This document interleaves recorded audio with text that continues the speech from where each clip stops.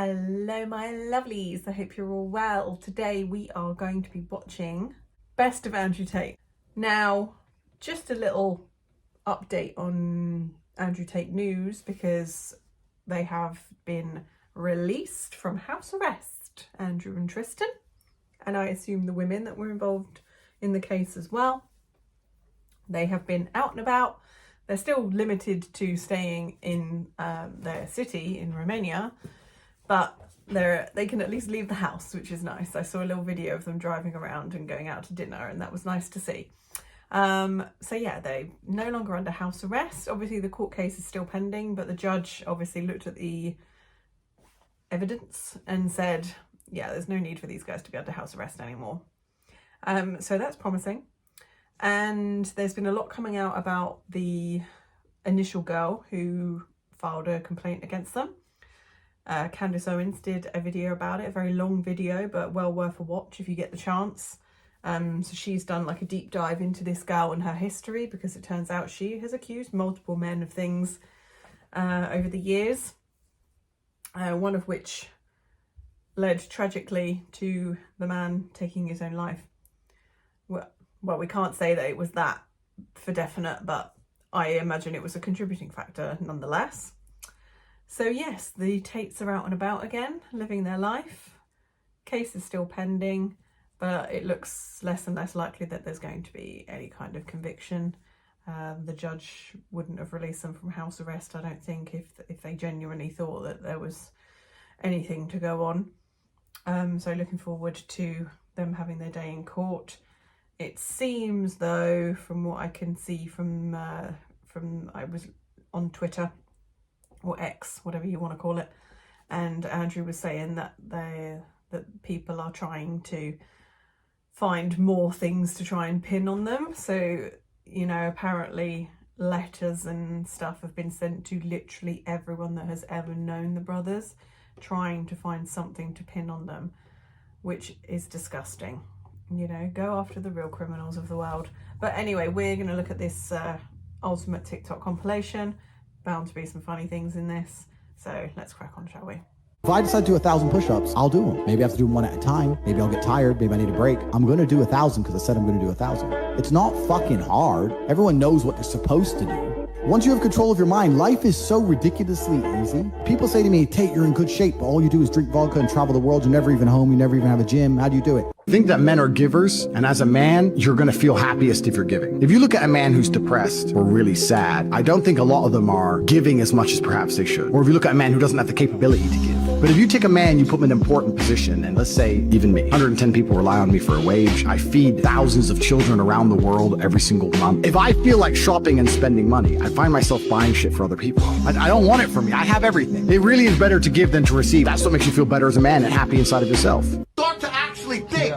Think about the money. I was broke, single mother, public government housing, no car. I had to run to the gym, flat broke. Only of my friends I'd sit around and talk to were my friends who would talk about money. The guys who would sit and talk around about video games or sit around and talk about football, I wouldn't hang around with them. I only used to sit and talk to my friends about money. None of us had any money. You need to be surrounded by people who think this way. You need to adopt this attitude. I've always had it even when I was poor. Let me ask you a question. If there was a basketball game between some random people in the street, let's say we were to go out there and get 5 people for each side of the basketball game, and told them the winner was going to get $10,000, and there was no referee, do you think that somebody might try and cheat a little bit? I think I would expect them to cheat. So if people out on the street will cheat for $10,000, you're telling me the people in charge of the world aren't going to cheat to keep control? They're not going to lie? They're not going to trick the general populace to keep us all as slaves? We're talking about cheating over a little basketball game. You're talking about they're not going to cheat an election to control the free world? Of course they'll cheat. This is humans. We'll all cheat. This is the exact point. These people in charge of all this stuff, all they've ever done is cheat. Why would they play by the rules? You can't risk losing.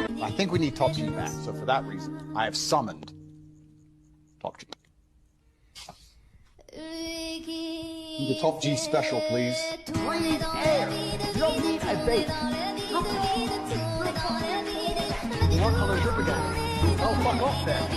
My unmatched perspicacity, coupled with sheer indefatigability, makes me a fear of pain in any realm. He definitely looks better bald. We're designed to be ungrateful because that's the only way we achieve anything. Why do any of us want fast cars? There's speed limits and they're a headache. We want one because no one else can have one. If you're appreciative of the things you have, you're not greedy. There are people who are extremely appreciative for the things they have, but then nobody knows their name. The people whose names you can mention are the people who, to a degree, have that burning desire inside of them that can't be satisfied. Why do I have to be 4-time kickboxing world champion? Why is one not enough? Why did Conor McGregor need 2 belts? Why is one not enough? All the men you can name had that inside of them. Talking to people because they were tired of it. They're always wanting that. I'm like, bro, why are you always napping? I don't know, I'm just tired. Well, then you're just a low-energy, lethargic idiot. I just don't want to talk to you. Well, it's just a nap. No, it's not just a nap. All of us other men are up now, and we have things to do. And even if we are tired, we're not going to mention it. We're just going to continue to function. High performance. You know why God made your girl leave you? Because he wanted to show you that you ain't shit. He wanted to show you that you are human and you're fallible and that you're very replaceable. So he decided to make you fall in love with a girl, and he decided to make her leave you to show you that you are a dickhead. Now it is your job to look at the board, understand what's happened, say, I understand, God, I deserve that. I'm glad she left me and I'm sad because I am a dickhead, and do something about it. God is keeping an eye on you and he's paying attention to you. And I think he was talking to Aiden then. Knows the kind of person you are and the kind of things you do. And I don't believe if you go through life and you're genuinely a good person, you try your best to be good to people, and you're honest and you shake hands and you don't lie and you're on time and you work hard and you're good to everyone who's good to you, that you're not going to get some goodwill back to you. I truly believe that God is extremely giving. You start from absolute nothing. You grind, you hustle, you build your money-making skills until you're not just getting by with a 9-to-5 boss telling you what to do. You become rich and influential. You become a real player in the game of life. You must increase the capability of your character. You must become a better version of yourself because the game is only going to become harder. You do not have time to waste. Action always wins. Momentum, speed, power, There's forward. something about the way he speaks that is so incredibly motivating. And I know his message is predominantly aimed at men, but I too am motivated when I hear him speaking like this. And I know a lot of people will bring up these old clips from donkey's years ago of him saying ridiculous things. And it's like, yeah, obviously you're not going to agree with what somebody says 100% of the time. That's ridiculous to think that you will agree with 100% of what somebody says. Unfortunately, in these modern generations, we're living in these echo chambers on social media and thinking that we should never hear a contrary opinion, that it is actually violence against you to hear a contrary opinion. It's the most ridiculous thing in the modern age. Just this snowflake thing of, you said something I don't agree with, block. Forward. How quickly is it done? The sooner it's done, the sooner it makes money. If it takes 2 days instead of 1 day, that's 1 extra day we've lost we can never make money during. You want to be a millionaire, do things quickly. What's up, guys? Welcome to the Just Pearly Things YouTube channel, and welcome to the pregame. Can you struggle with motivation in the modern world? Are you asking to just lose? Are you asking to just be erased from humanity? You are born to lose if you don't have motivation at 18. All those girls, those 18-year-old girls you go to school with, are talking to some 28-year-old man with a yacht somehow. And you're sitting there lonely and you don't have motivation? Girl left you, you miss her. I get it. We've all been heartbroken. She's with a new guy. You're upset. She doesn't care. You care. I get all of it. But there has to be a point where you get to a level of pride and you just go, that's not who I am. I lost her. That's life.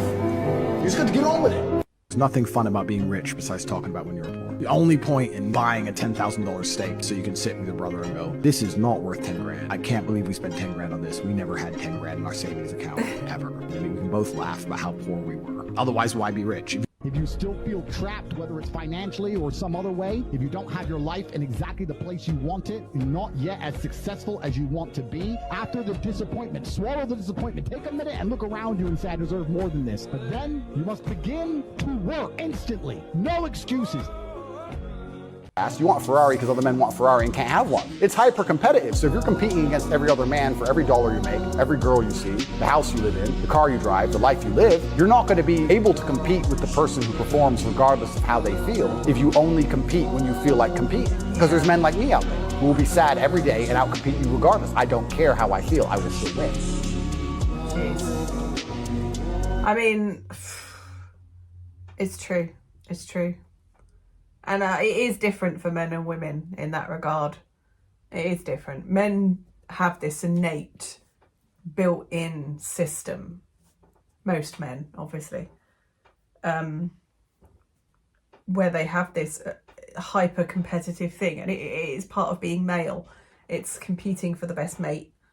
You know, women hold the cards when it comes to sex.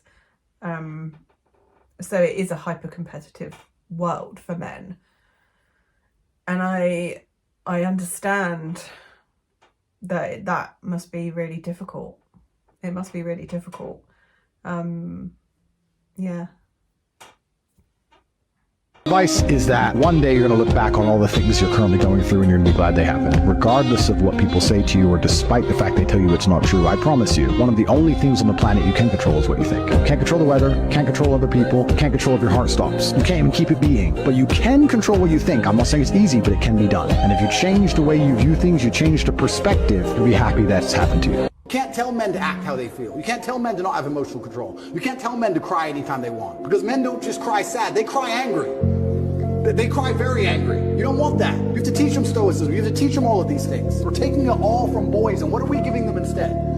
Video games, porn, weed. And what do you expect of these people? What do you expect of these shit versions of men besides trash output? Yeah. I mean, it's true. It's 100% true. You tell these young boys to be basically women, to be emotional, to not strive to control their emotions. It's not good. It's not good. You know, it's like Jordan Peterson says, you should be a monster and learn how to control it. Andrew Tate says the same thing, just in a different way. I find Andrew Tate incredibly motivating and incredibly entertaining.